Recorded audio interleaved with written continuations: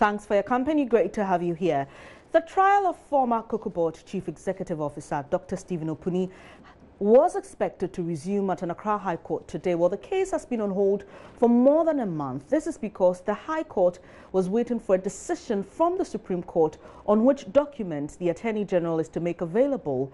That decision came in last week, paving way for the trial to resume. Well, we are hearing that once again, the trial has been postponed. Join News' court correspondent Joseph Akabley joins us via phone to help us understand happenings. Joseph, what did Justice Clemens Onyenuga say as reason for putting the trial on hold one more time?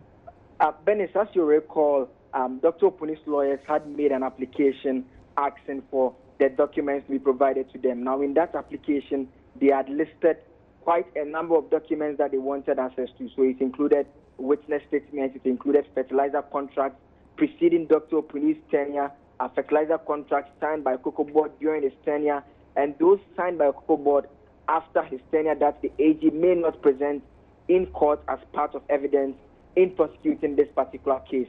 But the opposition from the AG, like you stated, had forced the court to await a decision from the Supreme Court on that matter. Now, what Justice Clemens Onyenuga is saying today is to the effect that even though he's aware that a decision from the Supreme Court is out, he needs to have a certified copy of that judgment and read it and try and fit it in terms of the specific application that is made. Because even though the Supreme Court says all documents should be given, it gives the leeway for documents to be withheld based on issues of public interest and their questions of relevance. But specific documents have been requested for. So in order to respond to that, he needs to have a specific copy of the Supreme Court decision in order to give a response to them.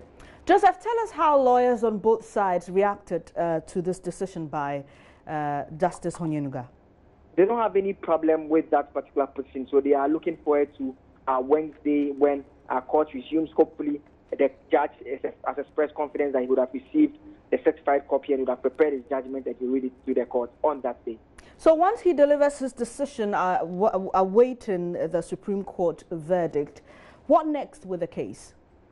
So it means that once that decision comes in, the court will obviously have to give the Attorney General, depending on whether she will be ready to submit those documents on that day, to make those documents available. Once they are supplied, they will again need to give the defense lawyers some time to study them. Moving beyond that too, as you know, the AG is yet to call a higher first witness to mount the witness box as the state opens its case formally. So it looks like, I mean, even on the next agenda date, a lot of things are still in line that has to come up and has to be dealt with by the court. Benny. Thank you, Joseph, for the details. Our man in court, Joseph Akabley, there.